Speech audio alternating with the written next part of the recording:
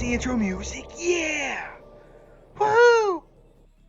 Good afternoon, Star Chef League of Man fans. Today, I want to take a look at the different ships and things in the game and what they're used for, because we've really reached a point in this game where there is truly so much that it's tough to keep up with. And look, I know the initial answer is what I've been preaching, so I'm going to say it loudly. If you can't do a loop or there's too many, pick and choose. Don't let Scopely determine your gameplay. Play how you want to play, and that way you don't get overwhelmed. That said, knowledge is power, and it's good to know what everything does in the game. But we're going to do that with my friend John Connor. We've been working on a sheet. It's not fully completed, as in it's not like super pretty, but it does go over the basics. That way, if you're looking over here at like my Monavine, and you go, okay, well, what is the Monavine good for? Well, I want to show you what it's good for. Now, be very clear, this video is not meant to go over crewing and how you should crew your ships or shouldn't crew your ships, but it's simply say, hey, that's the Monavine. If you wanted to use your Monavine, here's what you're going to do. You're going to take your Monavine out to the systems that look like a hat, the Texas systems, and you're going to go grind these hostiles as well as these armadas. That's what it does. Now, let's do that for every ship in the game. Spreadsheet. Yep, there's another spreadsheet. I know. Sometimes you get tired of spreadsheets, but they're super useful. So you kind of want to have them. And if you want this one, it's in the Discord. This one's going to be unique because it's actually going to link all the other spreadsheets that apply as well in this. So you start off with faction ships. So it's talking about all faction ships, whether you're G3 through G6. What are the point of faction ships? We'll look over here at the designated target area. Generic hostiles, freebooters, silence, faction hostiles, Q trial hostiles, solo armadas, group armadas. That's the main thing you're going to use your FKR, your Federation, Klingon, and Romulan ships on. Moving down the list, Borg Cube. What are you going to use that for? Same kind of thing. Generic hostiles, freebooters, silence, factions, etc. Doesn't really have anything specific to it. Now you do run into some that are going to be kind of specific, like the Mantis. The Mantis is for doing act-in grinding. Now, what you'll find is, depending on what crews you have, other players like myself will use something besides the Mantis to do that act-in grind. But that is what the Mantis is designed for. Really what it's only good for, in terms of hostile fighting, is the act-in hostiles in the game. Now, we can also talk about where those are in the game, but again, there's a spreadsheet for that as well. I want to go over the basics first. Monavine, which I just showed you. Texas hostiles, Texas armadas. But the Monavine truly in the 40s and 50s can be strong enough to be a viable ship in different situations. The sarcophagus, not viable at all, but that is for putting on territory capture nodes, and hopefully you run into a ship that hits it and it blows up and it takes no damage.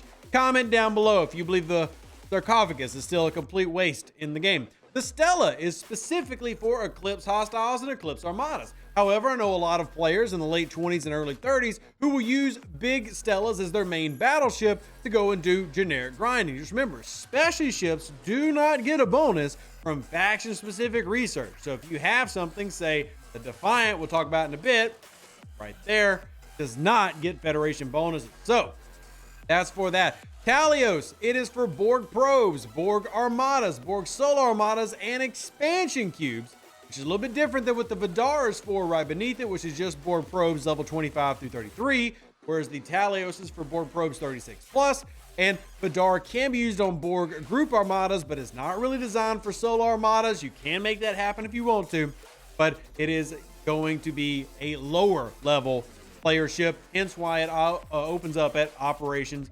25. The Defiant is for Jem'Hadar solo armadas with the Edict loop, and that's it. You're not actually supposed to do Dominion hostiles with it, just literally the armadas is the only place it gets its bonus, but you can use it against other things. In XO1, aquatic Xindi hostiles. Need to go ahead and actually change that live while I'm here. Aquatic Xindi hostiles until they change it to where it works for all Xindi. But the USS Enterprise or USS Enterprise NX-01 is specifically for the aquatic Xindi hostiles. That's what it's effective against. As you get it stronger, you can technically use it against the reptilians, but it doesn't get a bonus. So not really something that we're going to like encourage that much. Both Franklins are just for swarms. You even have an argument in today's game where players at higher levels in the 50s and even the 40s no longer even use the Franklin A, except for sometimes wave defenses and their Q trial hostiles if a swarm pops up, but those are for swarm hostiles and swarm armadas. USS Voyager is for fighting the 8472 hostiles that you summon in DQ space, as well as the Hirogen. Then you have a list of support ships, and some of these literally are only good for supporting, like for example the Cerritos supporting versus hostiles, armadas, and players, the Defiant versus solo armadas and players, depending on which ones you've done, and also assaults. You've got the Discovery, which is just for being the USS Uber, and you got the NX-01 for looking into deep space without entering it. You got the Titan, which is boosting for armadas and hostiles. Very, very, very good. Then you got Voyager, which allows you to detect base chords as well as summon hostiles for you to hit. And the Amalgam is for base rating. And then we have our miners. Now, we have more to this sheet where we're continually adding to it. For example, here are all the different faction ships, their bonuses by level, and the different abilities that they unlock. You can find this type of stuff also on STFC.space, but some of us do prefer to have it handy dandy just in a spreadsheet on the Discord so we don't have to go anywhere. And since most of y'all will use in your fields Excel or Google Sheets anyway, these can be a nice little handy thing to have. So this goes over the basics of where everything is and how everything in this game works. I would say the basics, but again, there's a lot here. And that's going over all the special ships. Let me talk about the areas of the game I talked about. So Texas hostiles are right here, right next to Federation space. Texas hostiles, that's your Monavim. If you come over to the left, this is Dominion space. This is where we're going to use your Defiant, right? Come up to the top. Now you're getting into DQ space. That's where you use the Voyager, man, and it's grand. Voyager going to be mining out here in the FSP systems and then fighting Hirogen in these systems right here. So this is your Voyager area of the map. Coming on down, you've got your Eclipse area of the map for your Stella. This is all Eclipse stuff. These are the Armadas and the hostiles. And technically, they start off in the purple, but the purple for some reason stops and doesn't go all that way. Freebooters are kind of your generic, where you use this as your daily starting at level 38 plus, and they have this nice little nebula around them.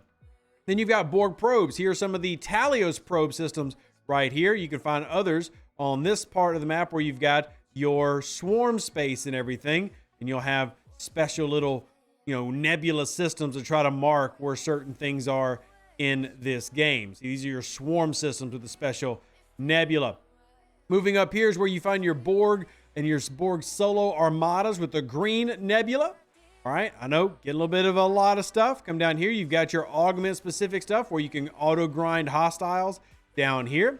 Smoothing on over to our top and our right. The new Gorn systems are right here. These are the Gorns with that orange, red, and yellow nebula right next to a swarm system. So the colors try to help out a little bit. These are where the Gorn hostiles are. And then I want to go back to the left real quick and talk about the Xindi because, well, the Xindi.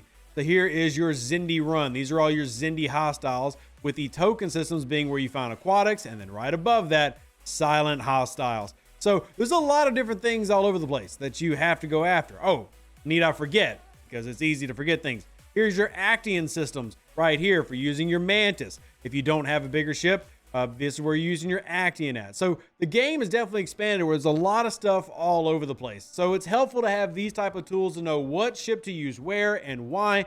And then of course, red, Klingon space, green, Romulan space, blue, Federation space. And as we get more and more special ships in the game and more things that you have to do with those, like for me having to go out and mine even more of that isogen that I need so badly and hopefully leave some OPC so other pirates out there can enjoy some of the spoils of Rev.